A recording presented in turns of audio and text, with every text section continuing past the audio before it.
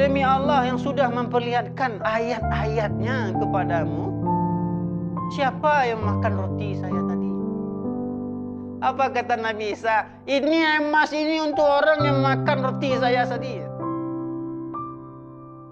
Apa kata laki-laki? Ya Nabi Allah Isa, ampunan mati.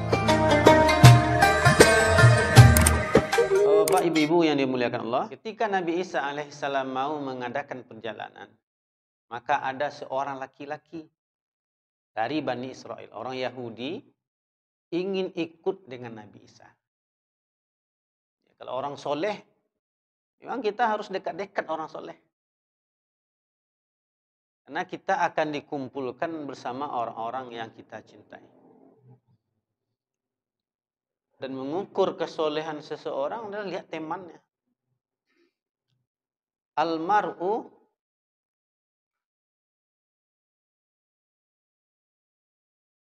ala dini khalilihi.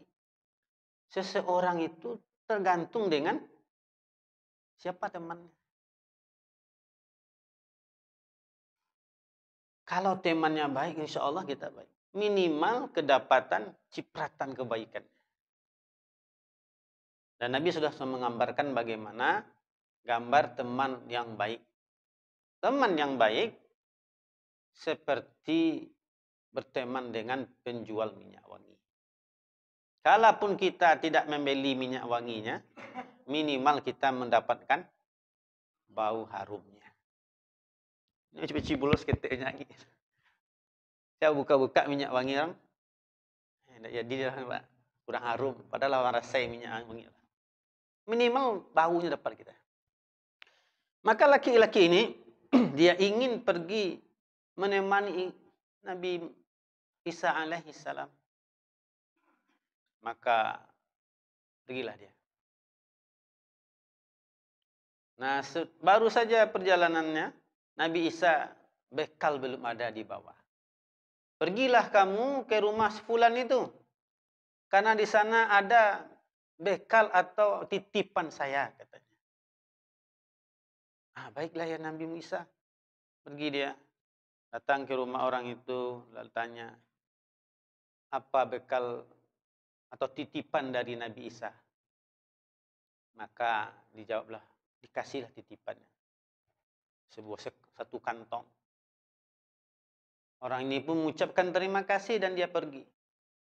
Belum sampai dia bertemu dengan Nabi Isa, penasaran dia, dibukanya lah kantongnya ini. Ternyata isinya 3 potong roti. Rohif. Karena laki-laki ini perutnya lapar, nggak sabar dia, nggak minta izin dia kepada Nabi Isa. Diambil aja roti ini langsung dia makan ya. Kemudian dia tutupnya kantongnya. Lalu dia temuilah Nabi Isa. Setelah itu Nabi Isa pun membuka makanan tersebut. Dan dia mendapati berat tinggal 2 lagi. Lalu apa kata Nabi Isa? Bukankah roti ini 3 potong? Ya Nabi Allah Isa, 2. Hanya 2. Betul 2. Betul wahai Nabi Isa. Demi Allah, 2. Roti ini 2. Akhirnya Nabi Isa makanlah roti itu 1 dan dikasih kepada laki-laki ini 1. Maka dia sudah memakan 2. Yuk kita jalan lagi. Jalan. Ketika itu sampailah dia di pinggir sungai. Lalu laki-laki ini berkata, ya Nabi Isa, gimana caranya kita menyeberang? Kita tidak punya sampan atau kapal. Apa kata Nabi Isa? Nabi Isa pun mengambil tongkatnya, dia pukulkan ke air. Maka tiba-tiba sungai itu seperti kaca. Membeku sungai langsung. Maka berjalanlah di atas sungai yang sudah membeku. Lalu Nabi Isa berkata, demi Allah yang sudah memperlihatkan ayat-ayatnya, mukjizatnya kepadamu. Saya tanya, siapa yang memakan roti saya? Ya Nabi Allah Isa, tidak ada orang memakan. Enggak ada, saya memakan, saya 4 tadi. Hanya memakan yang kamu beri itu. Apa benar? Benar, wahai Nabi Isa. Maka jalan. Berjalan. Bertemu dengan orang sakit yang lumpuh. Lalu kemudian Nabi Isa pegang kaki orang ini. Lalu orang ini kemudian langsung bisa berdiri. Nabi Isa tanya lagi, demi Allah yang sudah memperlihatkan ayat-ayatnya kepadamu. Apakah kamu tahu siapa orang yang memakannya? Roti saya yang satu itu. Nabi Isa tanya. Karena Nabi Isa pasti tahu bahwasanya dia Nabi Allah. Pasti laki-laki ini yang makannya. Nabi tanya lagi. Tapi Nabi Isa nggak mau menuduhnya. Tanya lagi. Apa katanya? Ya Nabi Allah Isa. Tidak ada saya makan rotinya.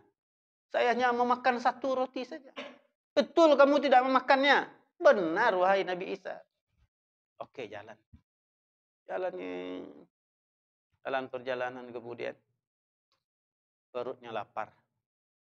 Lama udah berjalan. Sampai di hutan. Makanan tidak ada. Nampak rusa. Disuruhlah laki-laki ini mengejar rusa. Wahai fulan, orang Yahudi. Kejar kau, tangkap rusa itu. Kita makan rusa. Kejarlah rusa itu Bapak Ibu yang dimuliakan Allah. Namanya rusa, larinya kencang dari kuda.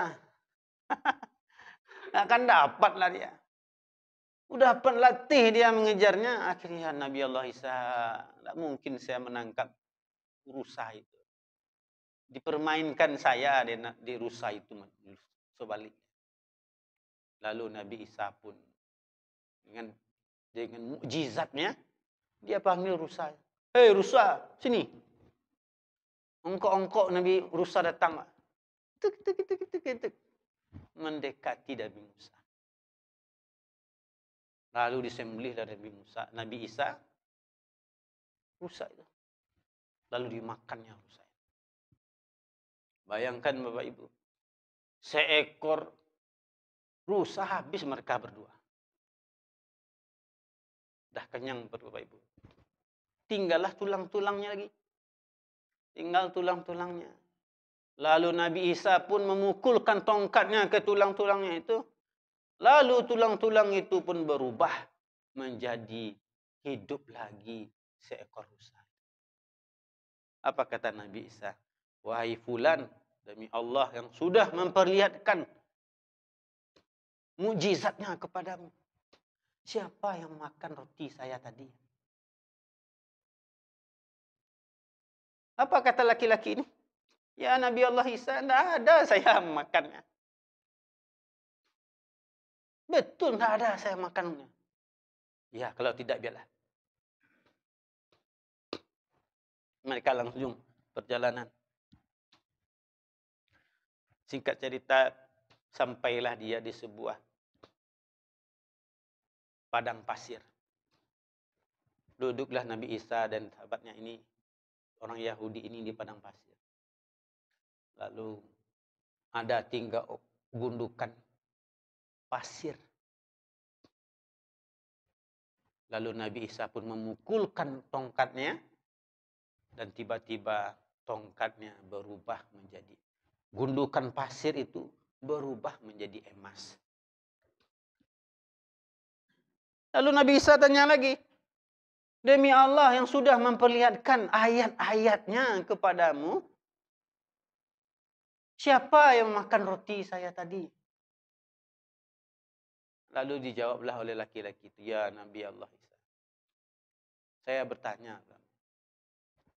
Ini emas ini untuk siapa? Apa kata Nabi Isa? Ini emas ini untuk orang yang makan roti saya tadi. Apa kata laki-laki? Ya Nabi Allah Isa. Ampunan makannya. Marah Nabi Isa Bapak Ibu. Akhirnya apa kata? Ambil olehmu emas ini. Tapi engkau nggak boleh ikut dengan saya lagi. Nggak apa-apa. Baguslah itu. Memang tujuan saya ingin kaya. Yang pergi denganmu wahai Nabi Isa. Ada Bapak Ibu. 3 ungu emas.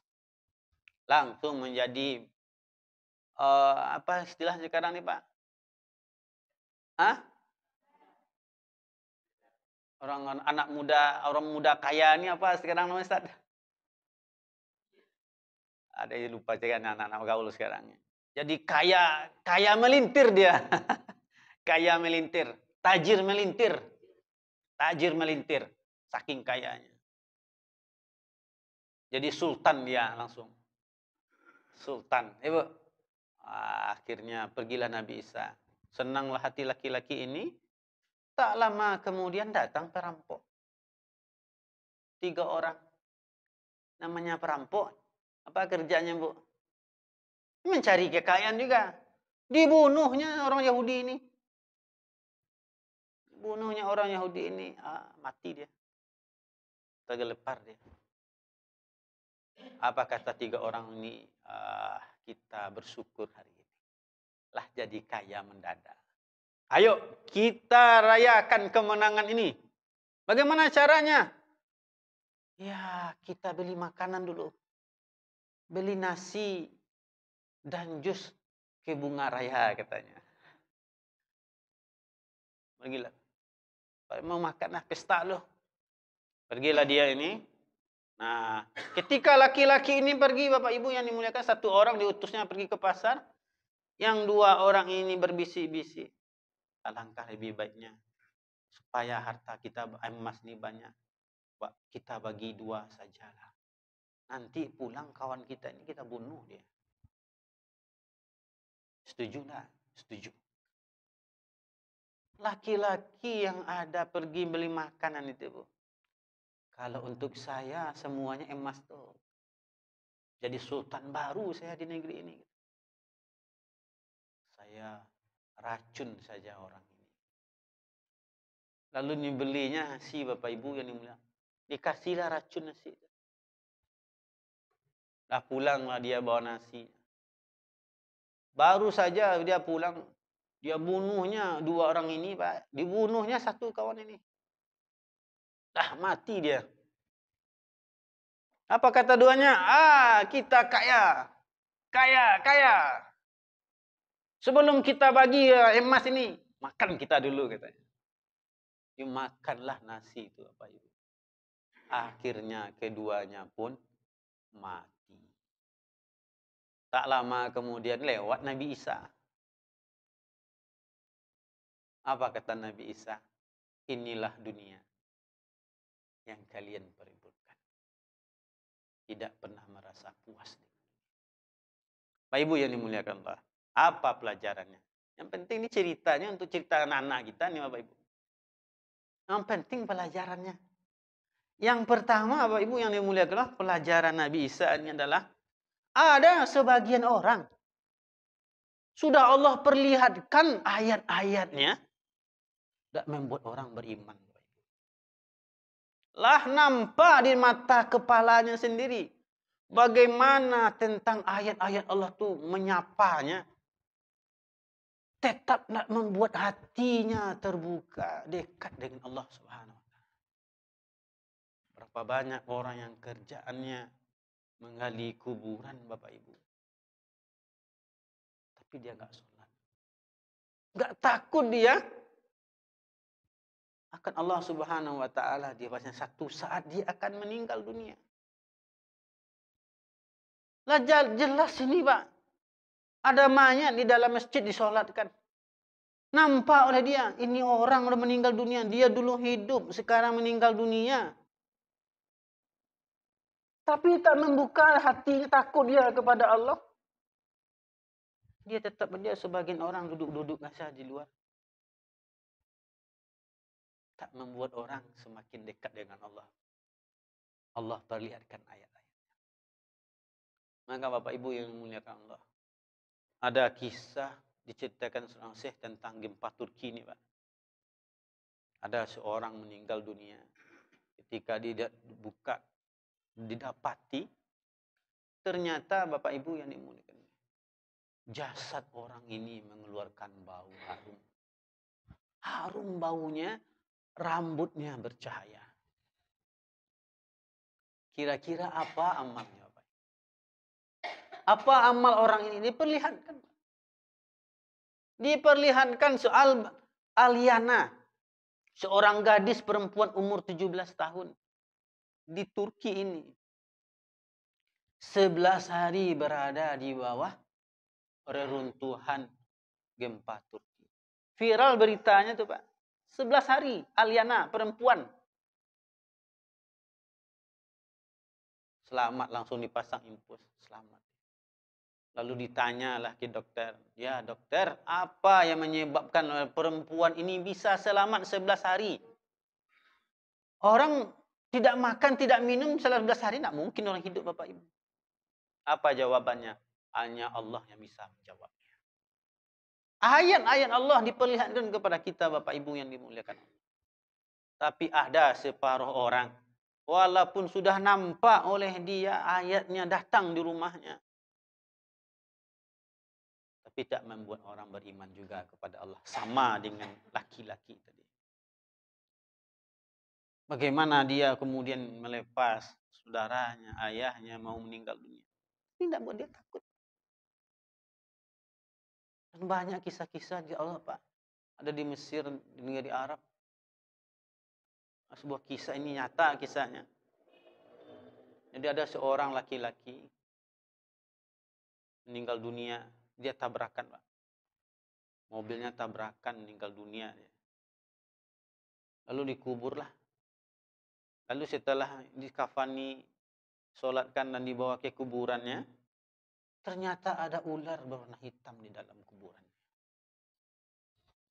Ketika itu sang Syekh sedang duduk di masjid. Dia datang, dia ketuk-ketuk pintu. Ya Syekh, ada kejadian luar biasa Syekh. Ada kejadian luar biasa. Ada apa itu? Diceritakanlah. Ada ular di kuburan laki-laki ini. Maka pergilah Syekh ini. Pergilah Syekh ini. Melihat ternyata ada ular hitam. Berada di kuburan. Lalu kemudian. Apa kata orang Syekh ini? Gali kuburan yang lain. Takut orangnya ke ular.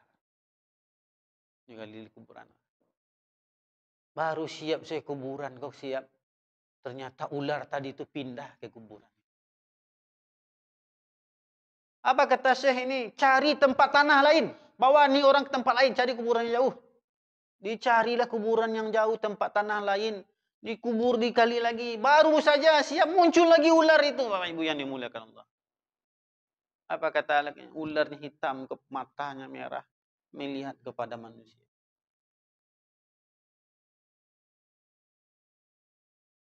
Lalu orang pun kemudian Pak, karena apa katanya, kembali kita ke kuburan yang kembali dia ke sana Pak, ada lagi ular. Mau di mana lagi dikuburkan orang itu Bapak Ibu yang dimuliakan Allah.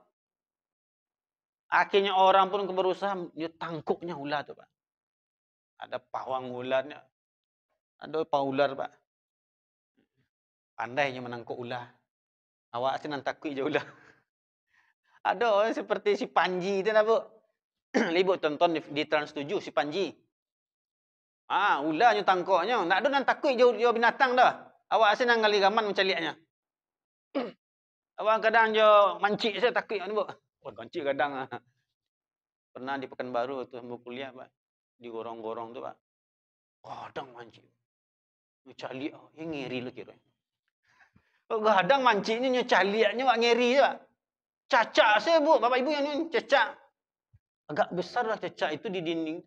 Lalu lihatnya tak? Pak Sofian ya. Ngeri lu macam cacak tu Pak. Praketek cacak tu. Tapi kalau binatang tu kau nyecaliaknya awak nyetantangnya Pak. Ayo ngeri juga. Apalagi anjing lewat-lewat. Bukan dekat rumah tu anjing Pak. Aduh agak hati-hati Pak. Apalagi anjing kau beranak. Hati-hati. Akhirnya ditangkaplah ular yang masuk ke karuang Pak. Maka orang pun Bapak Ibu dan dikuburkan orang. Baru saya masuk akal yang lahat tu Bapak Ibu mengari-ngari ular. Bergerak-gerak ular yang ada di karung ini. Akhirnya lepas ular. Lepas ular tu masuk dia ke kuburan, lalu dia lilitlah mayat ini. Seperti patah danga saja. Tubuh laki-laki ini tulang belulangnya patah-patah. Orang karena takut Bapak Ibu, lalu dia timbullah tanah. Maka memang ada Bapak Ibu di antara orang nanti azab Allah perlihatkan. Ada ayat-ayat Allah untuk kasus-kasus tertentu Bapak Ibu. Yang gaib itu yang Allah perlihatkan. Untuk menjadi pelajaran buat orang-orang. Lalu Syekh ini pergi ke rumah bapaknya. Apa katanya? Pak, ada apa dengan anakmu ini? Apa kata anak saya anak soleh? Patuh. Tapi dia orang yang suka meninggalkan sholat. Jadi kalau berbakti anak kepada kita, Bapak Ibu yang dimuliakan Allah. Kalau sholat itu yang tidak ada gunanya. Jadi ada orang Bapak Ibu, nah itulah kejadian-kejadian yang ada di sekitar kita harus membuat kita semakin takut kepada Allah. Wa ma nursilu bil ayati illa takhwifan. Tidaklah ayat-ayat Allah ini Allah kirim kepada kita agar kita semakin takut kepadanya. Yang kedua, menggambarkan pelajaran dari Nabi Isa ini adalah bagaimana orang yang tamak dengan dunia. Jadi dikaja bana dunia rasaki yang rezeki itu sudah Allah gariskan. Kalau bukan untuk kita rezeki itu, Pak, harta itu, Pak, nggak akan bertukar rezeki kita ini. Yakinlah. Maka nggak perlu cemas dengan rezeki. Bahkan sudah di depan kita rezeki itu ada saja, bukan milik kita kata Allah. Ya, sudah dapat 3 enggok emas, tumpukan emas, tapi kata Allah bukan milikmu. Datang orang membunuh. Dan memang manusia ini dengan harta luar biasa. Orang biasanya sering berkelahi ketika sudah banyak uang. Ketika tidak ada uang, akur-akur saja, Ibu. Tapi kalau dah ada uang, justru bertengkar ketika sudah sama juga anak-anak, Bu. Kalau tidak ada makanannya, anyang-anyang saja. Diam-diam saja. Tu abali risoles ko anak wa misalnya batigo abali risoles ko 2, Bu. Lagi kira, Bu. Lagi kira. Lah ada risoles itu 2, justru mereka berkelahi. Kan yang satu nggak mau. Kan bisa mereka bagi, tapi tidak. Ah, begitulah dunia. Seringkali membuat orang bertengkar itu masalah harta. Nah, yang ketiga Bapak Ibu yang dimuliakan Allah, jauhilah sifat pembohong. Iyyakum wal kazib. Jauhilah olehmu pembohong. Yang bahaya itu adalah bohong kalau sudah berkali-kali jadi kebenaran. Jadi kalau sekali berbohong, Bu, tidak ada masalah. Tapi kalau sudah berkali-kali, sebagai penutup ini ada kisah si Juha, Bapak Ibu. Jadi Juha ini mau menjual sapinya. Nah, ketika dia mau sapi, baru saja keluar dari rumah nampak oleh 4 orang tukang tipu, Bapak Ibu. Apa kata tukang tipu ini? Nanti kalau si Juha bilang mau menjual, nanti bilang ini kambing ya. Ayah. Maka baru saja keluar si Juha dari rumahnya. Datang tukang tipu ini satu. Hei Juha, mau jual berapa kambingmu ini? Apa kamu bilang kambing ini? Ini sapi ini. Kambing ini Juha. Ya, tidak, ini sapi ini. Ya, nggak percaya, udahlah. Jalan si Juha ini, Bapak Ibu. Tidak lama kemudian datang perampok tukang tipu ini. Wah Juha, mau kemana nih? Saya mau menjual sapi saya. Apa katamu sapi? Ini kambing ini. Kambing apa ini? Ini sapi, kambing. Mulai Juha bingung. Yang saya jual ini kambing atau sapi nih? Sudah 2 orang bilang kambing. Ah, ini sapi ini. Jalan. Tak jauh kemudian datang tukang tipu yang ketiga. Hei jual, mau ke mana kamu ini? Berapa kamu jual ini kambingmu katanya. Apa ini kambing sapi ini? Kamu nggak percaya ini kambing katanya. Semakin ragu jual nih. Kok yuk kambing atau sapi ini katanya. Sudah 3 orang bilang kambing. Ragu dia pak. Lah hampir tiba di pasar Tarana. Datang laki-laki yang keempat. Juha, bara kebajua kambing. Oh, kata Juha. Ini memang kambing. Akhirnya nyojual lah sapi ko seharga kambing. Pelajarnya bu. Duto kok diulang berkali-kali. Jadi kebenarannya. Orang kalau sudah biasa berdusta. Tidak merasa bersalah. Itulah kebenaran. Subhanakallahumma wa bihamdika. Asyhadu an la ilaha illa anta astaghfiruka wa atubu ilaik. Assalamualaikum warahmatullahi wabarakatuh.